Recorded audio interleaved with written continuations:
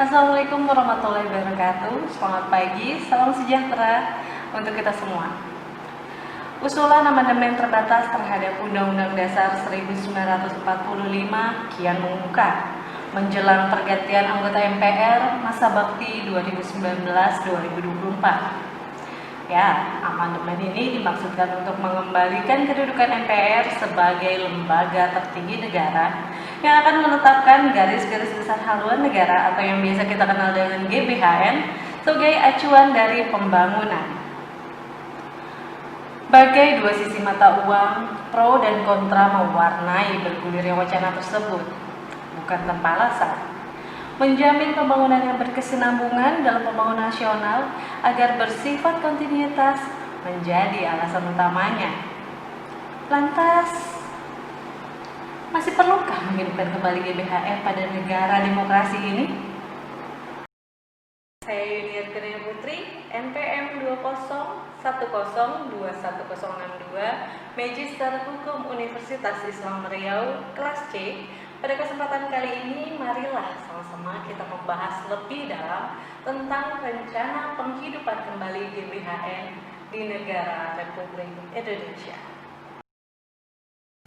Pada kenyataannya, dinamika ekonomi politik global sudah mengalami perubahan yang jauh sekali dengan perkembangan yang begitu cepat dan pesat.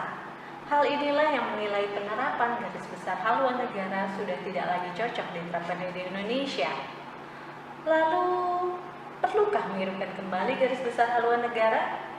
Dan apa kepentingan dari wacana tersebut? Kita membahas lebih lanjut, marilah kita memahami terlebih dahulu apa itu amandemen Undang-Undang Dasar 1945 dan apa itu garis besar haluan negara dalam konstitusi kita. Mari sejenak berkaca pada sejarah untuk mendapatkan panduan dan pemahaman bagaimana harus bersikap atas isu yang ada. Garis besar haluan negara atau yang dikenal dengan GBHN merupakan rumusan strategi yang dirancang secara sistematis dan bertujuan untuk mendukung proses pembangunan berskala nasional.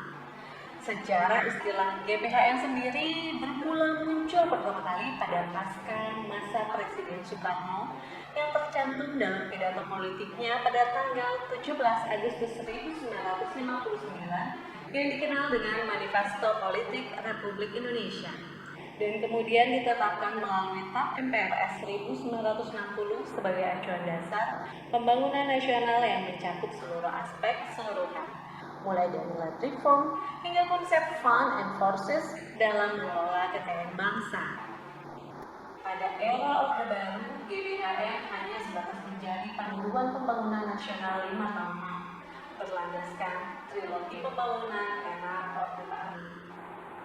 Kemudian pasca amandemen keempat, sejalan dengan proses pemilihan presiden dan wakil presiden dipilih secara langsung oleh rakyat dan bertanggung jawab atas visi dan misi serta program kebijakan yang dijanjikan sebelumnya, sehingga fungsi GBHN beralih menjadi Rencana Pembangunan Jangka Panjang Nasional atau RPJN 2005-2025 dengan Undang-Undang Nomor 17 Tahun 2007 sebagai payung hukum yang kemudian diturunkan menjadi Rencana Pembangunan Jangka Menengah atau RPJM dan Rencana Kerja Pemerintah atau RKP tahunan sebagai acuan rumusan anggaran pendapatan belanja negara atau APBN oleh DPR.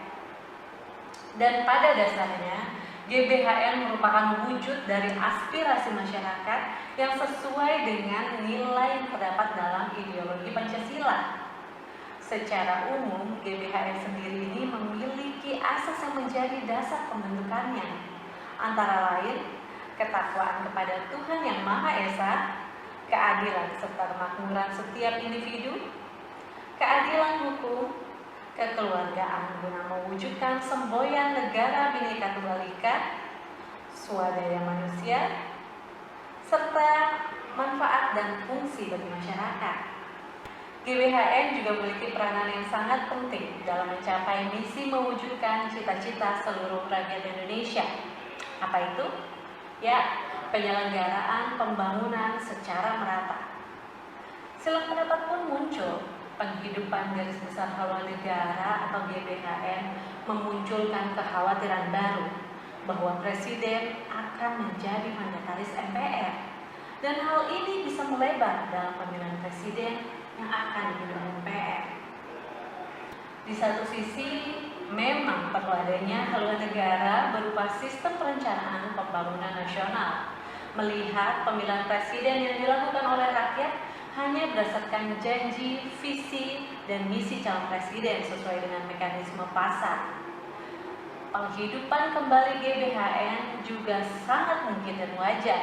Sebagai negara berkembang, Indonesia juga membutuhkan pedoman perencanaan pembangunan yang bersifat prinsip dan berbasis kedaulatan rakyat. Namun, masih diperlukannya pengkajian yang begitu dalam dengan pertimbangan seluruh stakeholder. Jangan sampai kita terikat dengan GBHN ini dalam beberapa tahun ke depan dan tertinggal dari kemajuan global. Karena yang harus diingat, pada dasarnya haluan negara bukan hanya dapat diwujudkan dengan GBHN. Indonesia sendiri sudah memiliki haluan negara dalam beberapa bentuk, antara lain: yang pertama, haluan negara yang tercantum dalam Undang-Undang Dasar 1945. Yang kedua, haluan negara yang tertuang dalam ketetapan-ketetapan MPR. Yang ketiga, haluan negara dalam pengertian program kerja sebagaimana tertuang dalam GBHN yang ditetapkan dalam bentuk ketetapan MPR yang sendiri. 4. Haluan negara yang tertuang dalam bentuk undang-undang tentang anggaran, pendapatan, dan belanja negara. Selanjutnya, bagaimana tanggapan Anda? Sebagai generasi penerus bangsa sekaligus kaum milenial di era globalisasi ini, marilah kita sampaikan opini atas dasar aspirasi untuk menjadi inspirasi tanpa harus menghakimi pada masa demokrasi. Saya Yudhya Putri pamit undur diri. Mohon maaf jika ada kata yang kurang berkenan. Wabillahi taufiq wal hidayah. Wassalamualaikum warahmatullahi wabarakatuh.